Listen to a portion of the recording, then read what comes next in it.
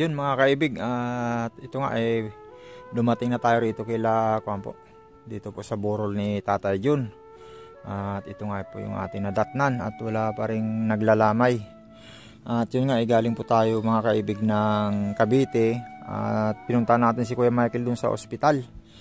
At problema, nakalabas na ata sila Kuya Michael sa ospital, kaya hindi na natin siya nabutan doon. At tinatawagan naman natin, nagre-ring lang yung cellphone pero walang sumasagot, kaya umuwi na lang po tayo. Ayan po yung oras mga kaibig, 12:50 na po ng gabi. Ayun, at karating nga lang natin dito sa ni Tata John. At kasi nga kaya tayo nandito mga kaibig ay sila Angelica at si Mary Rose ay pupunta ng City Hall ng Caloocan, at yun nga ay mag-aabot tayo sa kanya ng kanilang pamasahe. At saka siyempre pagkain po, at maugutom din sila dun sa paglalakad po sa civil registry po. Ay malalayo rin po yun.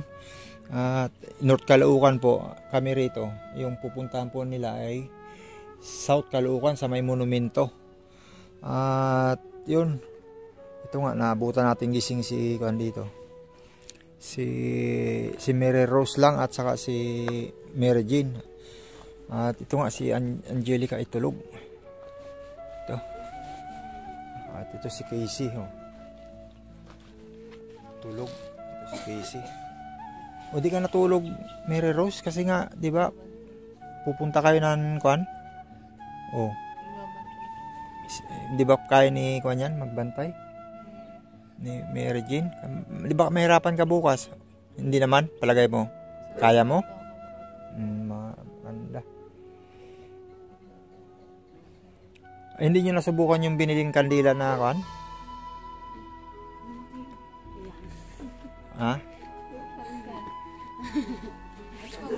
yung malaki?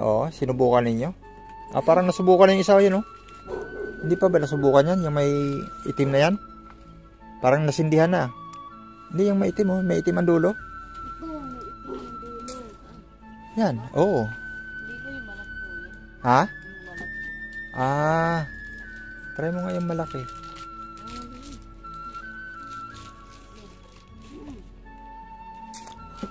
Ilagay mo doon, sindihin mo.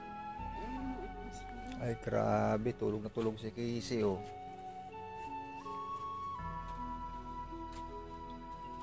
Ba't di sila natulog doon sa loob? Ha? Ano? Meron po ba natutulog?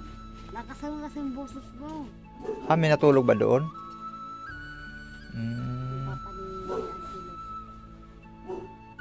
Angelo. Nandun? Papa ni Angelo? Sa loob po.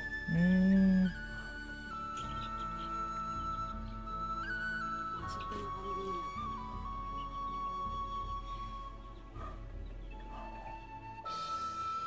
Tingnan natin kung yan. Kung pa yan. Itabi nyo lang yan kasi baka paglagyan ng maliit na kandila. Lagyan mo na rin ng malaki. Yan. Ay, sindihan mo na dyan.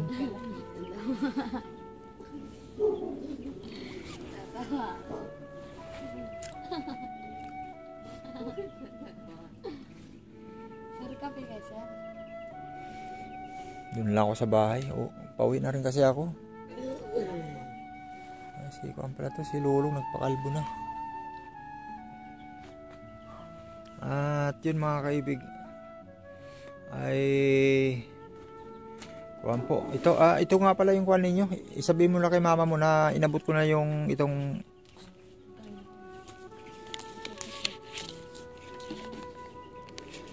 para may pamasahe at pagkain nyo dun sa kuwan. Oy, Angelica. Gising ka pala. Dito ka para maliwanag. Medyo madilim dyan Ipato. Tatanggalin mo ba? Sige. Mainit nga, no?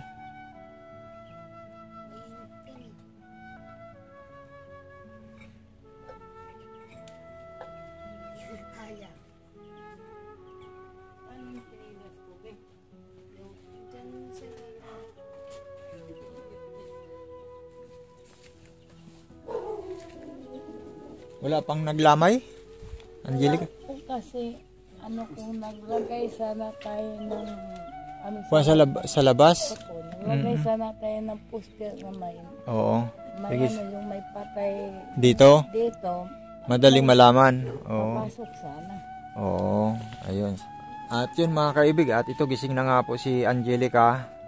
Kasi nga, kailangan nyo agahan ninyo pagpunta ron, ano? Kaya para mauna kayo sa pila. Opo. Ito at ito nga, ibibigyan natin sila Angelica ng kanilang pamasahe at pagkain.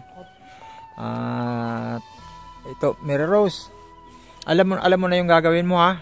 Oo, yung taong pinapahanap, 'di ba? Nung purinarya, ina-remind ko lang sa iyo na para mas mabilis yung kuha natin, no?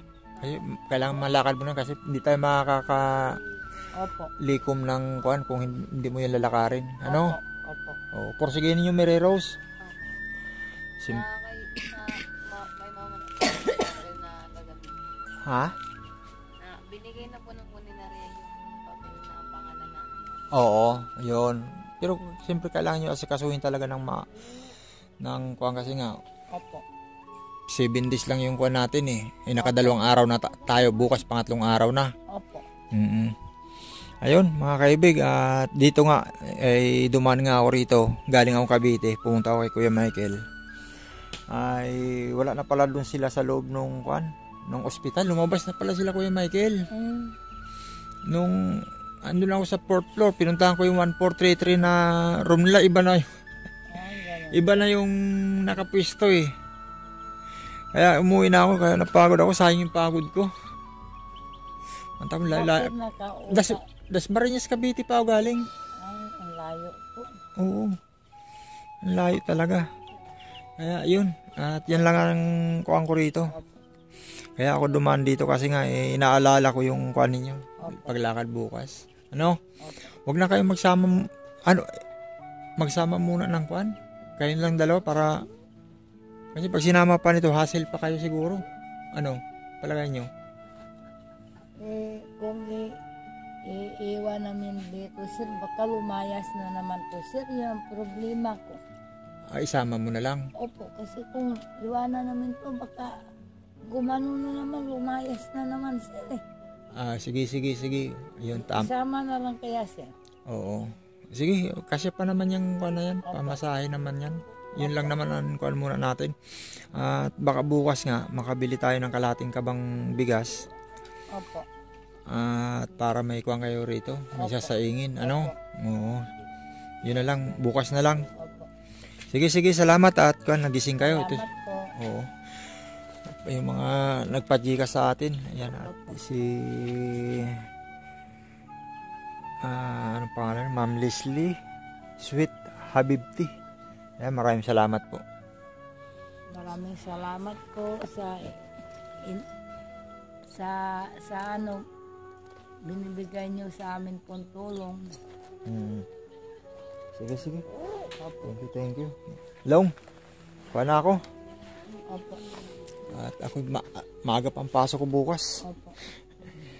Mary Rose. Sige, bye-bye.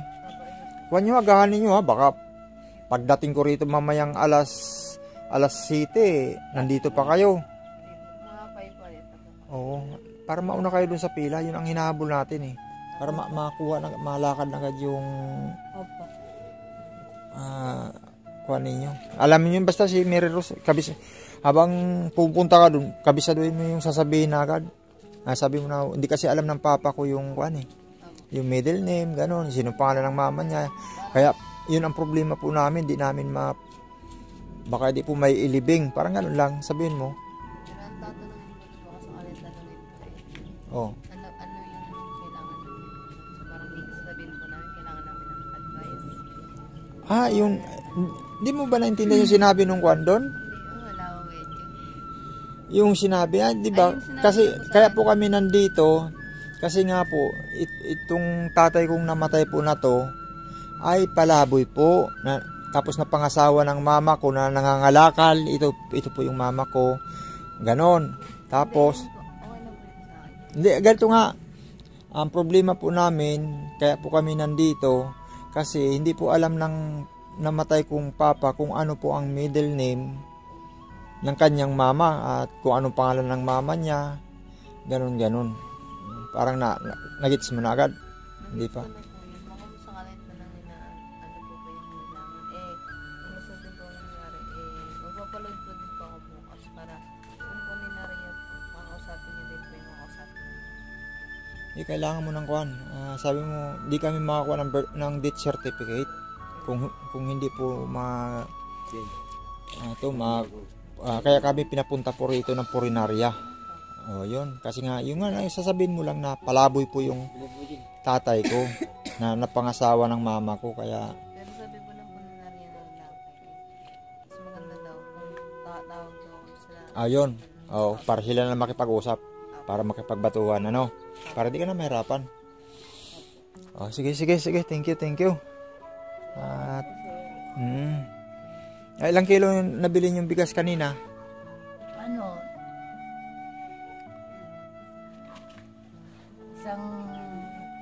Isang kilo lang. 1 kilo kalahati. Hindi sa 500. Kulang yun. 500 yung pera eh. Dapat bumili kayo mga 3 kilong bigas. 4. Diba? Tapos yung sobra, kuan lang. Sige. At baka bukas nga, bibili tayo ng bigas.